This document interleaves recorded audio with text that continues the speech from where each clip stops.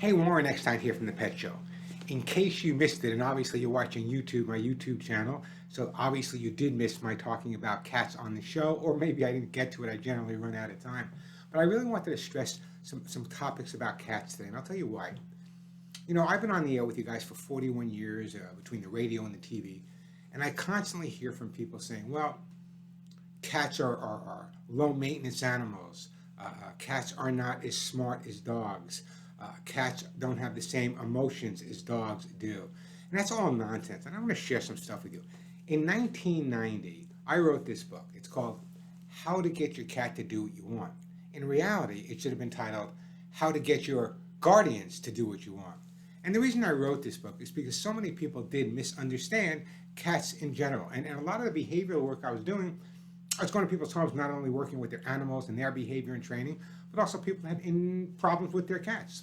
So it's kind of interesting that it all comes back to this.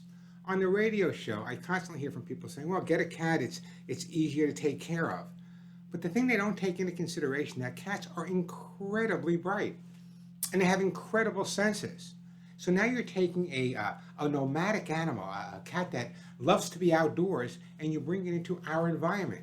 And that's what I recommend, by the way, because if you ever listen to the show, you realize that the average lifespan of an outdoor cat is 3 to 5 years. Indoors, it's 15, 16 years. So that alone should keep your cats inside. But the concept, and one of the concepts I talked about in this book was, number one, and look, I took a lot of criticism. In fact, the quote at the beginning of the book, this is what I wrote. In the beginning, God created man, but seeing him so feeble, he gave him the cat. And I believe that to today. So I want people to understand that cats, and if you really take the time to spend with them, you understand how emotional in need they are, how they love to have attention from you, how important it is to make sure that your environment is constantly changing. As you just heard me use the word nomadic, in the wild, cats roam and roam and roam and roam, which is unsafe, obviously. But in your home, people say, well, scratching post, 75, 80 bucks. Why? Go to a carpet store. Take one of those rollers that they rolled all the carpet off of. They'll probably give it to you. Get some scrap carpeting. Make your own posts. And remember, cats need high places as well. The other thing in the environmental situation is to make sure that the environment is changing. And I talk about this every single week. I get questions about how do I make the environment more interesting. Number one, obviously, is look at it from the cat's point of view. Get down on all fours. Look at your house. Man, boring. So I want you to understand the changes. You don't have to spend a lot of money. We all have supermarkets near us, liquor stores, the choice is yours, cardboard boxes, paper bags, it's like Kitty Nirvana. But don't just put them on the floor and leave them alone. Remember, every cardboard box smells different from a cat's incredible sense of smell. So if you go to a supermarket, one smells like lettuce, one smells like meat, one smells like fish, and you can change those every day. They're free. Cut holes in them, make a little tunnel, put one on top of the other, make a duplex apartment, throw them out, next day bring some new ones. That's what cats need. And so many behavioral issues that I deal with, litter box issues and aggressive issues and keeping me up at night issues, and all of the issues I deal with cats can generally be remedied with emotionally understanding that your cat needs something to do. They really do. And I'm so proud of when this book first came out. It came out in 1990, so I'm not pushing it right now. But the concept that people said, Warren, really? Really? You think that cats can be emotional? And I always tell people that the only people that don't understand cats are those that have never had the opportunity to be owned by one. And I mean that seriously. Let's face it, we are their servants.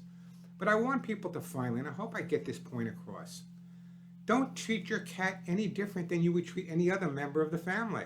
They're part of the family. Make sure you're taking care of their physiological needs, their vet appointments, their food, their supplementation. All of that has to be taken care of.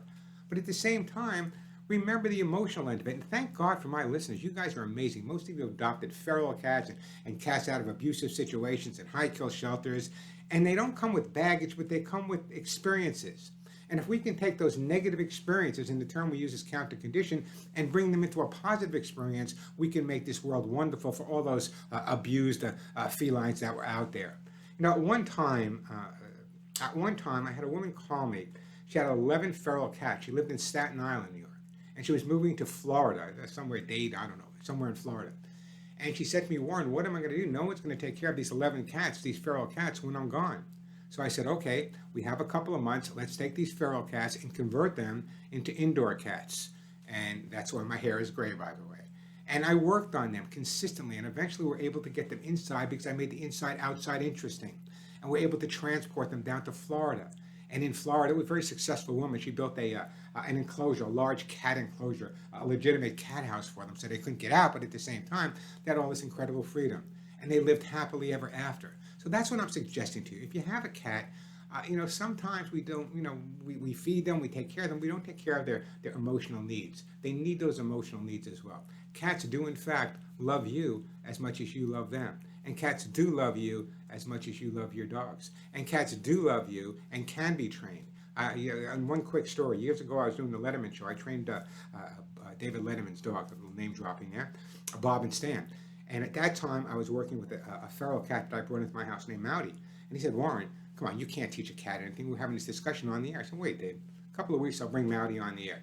I brought Mowdy on the air on a leash and a harness, walking just like your dog would walk, sitting when I told her to sit, and coming when I told her to come. 80% of the time, let's be realistic. But the bottom line was that those people that think that cats can't be trained, let me just say to you, I believe that cats are so smart they convinced you that they can't be trained. Don't forget, never miss the Pet Show. Lots of great information. Check out the website, thepetshow.com, and subscribe here to the YouTube channel, youtube.com/Warren Eckstein. Every week I'll be sharing items that I didn't get to on the show. And as we progress here, because I'm just kind of building this a little bit, as we progress, I'll be doing longer messages in terms of understanding all different types of behavior from your dog and cat's point of view, and also talking about some of your behavior towards your pets. Until next time, have a great day. Give all your pets a big hug and a kiss. I'm Warren Eckstein. We'll speak to you soon.